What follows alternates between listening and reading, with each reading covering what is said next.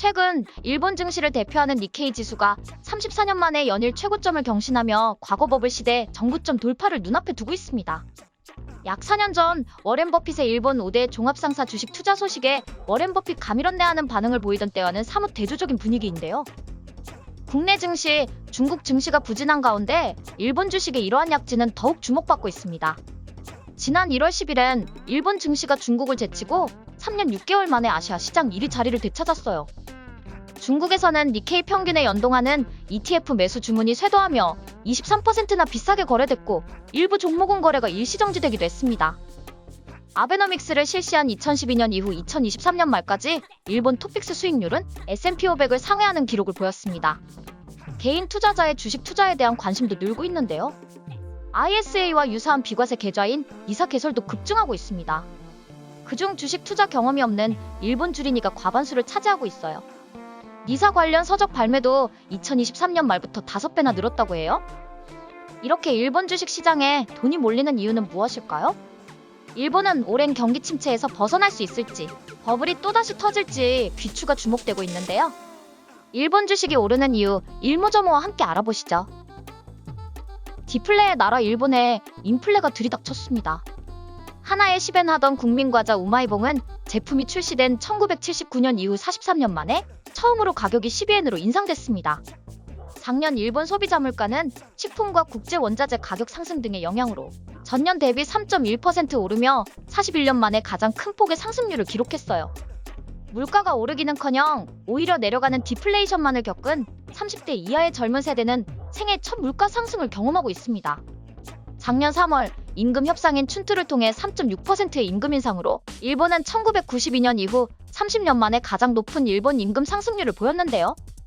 이러한 임금 인상은 주로 대기업 위주로 이뤄졌어요. 일본 근로자의 약 70%가 중소기업에 근무해 대다수의 시민들에게 임금 인상은 먼 이야기였는데요. 실질 임금은 20개월 연속 마이너스를 기록하며 물가는 오르는데 내 월급은 그대로라니 상대적 박탈감에 시달리던 개인들에게 주식 투자라는 새로운 선택지가 눈에 띄었습니다. 일본 가계 자산은 작년 6월 말 기준 2115조 엔, 그중 채권, 주식, 펀드 등 금융자산 비중은 15.4%인데 비해 저축계좌, 현금 비중은 54.2%로 1143조 엔, 한국 돈으론 일경 원이 넘는 금액입니다. 고령화, 저출산으로 일본 경제가 동맥 경화에 빠지지 않도록 일본 정부는 예적금 형태로 잠자고 있는 이러한 가계 자산을 투자 자산으로 돌리기 위해 일본 주식 시장의 기반을 다지고 있습니다. 일본은 과거 주식 매매로 번 수익의 20%를 과세했는데요. 2014년 일본 금융청은 일정한 한도 내 수익에 대해 비과세 혜택을 받으면서 투자할 수 있는 계좌 니사를 도입하고 올해 1월부터 비과세 한도는 3배로 비과세 기간은 평생으로 확대한 신니사를 실시했어요. 2022년 4월 일본증권거래소는 일본 주식시장을 글로벌 기업 중심 프라임, 중견기업 중심 스탠다드, 신흥기업 중심 그로스 3개의 시장으로 개편했습니다. 도쿄증권거래소는 작년 프라임, 스탠더드 시장에 상장한 기업 중 주가순자산 비율, 즉 PBR이 1 미만인 3,300여 기업에 주가 부양을 위한 방안을 제출하도록 했고 올해부터는 노력한 기업의 명단을 매달 공개하고 있어요. PBR은 기업이 보유한 자본 대비 시가총액이 얼마나 큰지를 나타내는 지표로 일보다 크면 해당 기업이 고평가되고 있다는 것이고 반대로 작으면 저평가돼 있다는 뜻이죠. 일본 기업들은 배당 증액, 자사주 매입 소식을 연이어 발표했어요. 우선 자사주 매입을 발표한 기업 수는 2023년 5월 기준 전년도 5월보다 35.7% 증가했고 자사주 매입을 발표한 기업 주가는 상승하는 경향을 보였습니다. 두 번째, 일본 기업은 배당을 통한 이익 환원에 더욱 적극적으로 나서고 있어요. 배당 수익률은 2023년 4월 2.33%로 지난해 대비 0.3% 상승했어요. 2022년 말 일본 프라임 시장 상장사 중 51%에 달했던 PBR 1 미만 기업의 비중은 지난해 말 44%로 줄었습니다. 마지막으로 2022년 말부터 일본 기업들은 앞다투어 주식 액면 분할에 나서고 있습니다.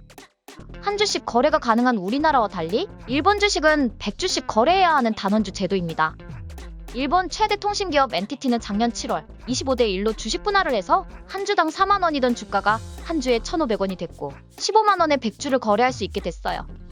이러한 액면 분할이 잇따르며 비싸서 엄두도 못 내던 주식 투자가 할만해지자 이 또한 주식 붐에 일조했습니다.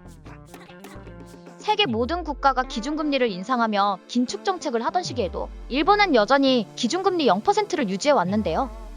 일본은행 총재가 우에다 가조우로 바뀐 이후 마이너스 금리를 해제할 것이란 예측과는 달리 지난 1월 23일 올해 첫 금융정책 결정회의에서 일본은행은 금융완화 정책은 유지하고 마이너스 금리 해제는 보류하겠다고 발표했어요. 새해부터 노토반도 지진, 대형 여객기 화재 등 악재가 이어진 와중에 금리 인상을 하면 일본 경제에 큰 충격을 줄 것이란 우려와 30여 년 만에 고점을 앞에 둔 일본 주식시장에 찬물을 끼얹지 않을까 하는 불안이 반영된 것으로 보입니다. 금리 인상이 미뤄지자 마이너스 금리가 만든 엔저가 지속될 거라는 기대감으로 일본 주가 상승에 한층 불을 지폈습니다.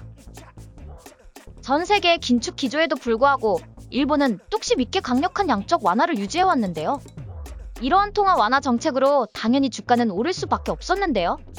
지속적으로 돈을 푸니 지난 10년간 엔화 약세가 이어졌고 2022년부터 금융긴축에 나선 미국 및 유럽연합과의 금리 차이가 벌어지면서 달러당 엔화 가치는 140엔대까지 하락했습니다. 일본 기업은 수출 비중이 높아 엔달러 환율은 일본 증시 투자와 상당히 밀접한 연관이 있는데요. 예를 들어 달러당 엔화가 1엔 빠지면 토픽스 평균 영업이익이 0.7% 오르는 식입니다. 엔화가 빠질수록 증시 수익률이 좋아지는 구조죠. 수출 기업 입장에서 엔저는 강력한 경기 부양책이라 할 수 있는데요. 엔저로 일본 기업 수출이 늘고 기업 실적이 좋아지자 일본 경상수지가 10달 연속 흑자 행진을 이어가고 있습니다. 이를 외국인 투자자들이 놓칠 리 없죠. 도쿄 증시에서 외국인 투자자는 올 들어 3주간 1조 5천억엔의 일본 주식을 순매수했어요. 일본 주식 시장 상승은 외국인들이 주도했다고 해도 과언이 아닌데요. 일본은 30년 넘는 디플레의 긴 터널을 탈출해 새로운 역사를 쓸 수 있을까요? 현재의 주가 상승이 얼마나 지속될지는 알 수 없지만 일본이 중요한 기로에 서 있는 것만은 분명합니다. 일본 주식에 대한 여러분의 의견이 있다면 댓글로 남겨주세요. 모든 투자의 책임은 본인에게 있다는 거 잊지 않으셨죠? 일본 이모저모를 알아보는 일모저모였습니다.